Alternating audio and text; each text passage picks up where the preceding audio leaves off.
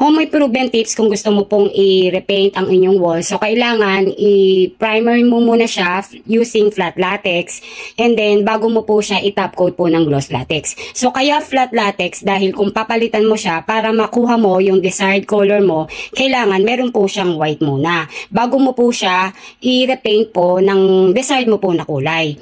And then, sa isang galon po, ang coverage area po na mapipintahan nyo, enough na po yung isang maliit na room para makover niya yung 4 liters at hahaluan mo po siya ng tubig, at least mga half cup ng water. So water based po siya, odorless at fast dry. So mabilis po siyang matuyo. So meron po yung mga flat latex na white lang po. Pwede nyo po siyang haluan ng mga acricolor na ang kulay ng mga acricolor na 1/4 liter ay yellow, red, blue, black at so, sa pagpahid po ng mga latex paint, kailangan patuyuin nyo muna po siya within 2 hours bago po kayo mag-recoating.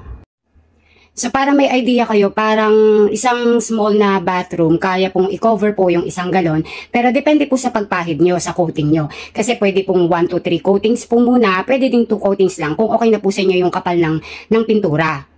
So, importante po na i-flat latex nyo po ang inyong wall kung papalitan nyo po siya ng ibang kulay, lalo na kung galing po siya sa dark color.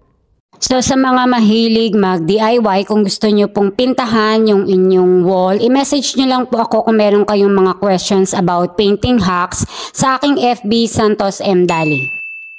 So, para kompleto po ang inyong pagdi-DIY sa pagpintura po ng inyong walls, available din po sa aking TikTok shop, Ate Dal, yung mga paint roller na size 4, yung maliit, at yung size 7, paint tray, paint brush, any size, meron pong 1, 1.5, may 2, may 3, at size 4, at meron din pong sandpaper.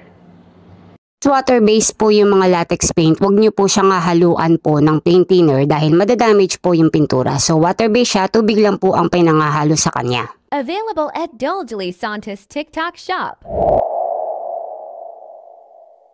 So another tip po, dapat gradually lang po yung stir nyo ng half cup of water sa isang galon po ng latex paint until yung desired thickness ay maging okay na, yung smooth na siya ipahid, hindi po lumuluha. Huwag nyo pong idadump in large amount of water.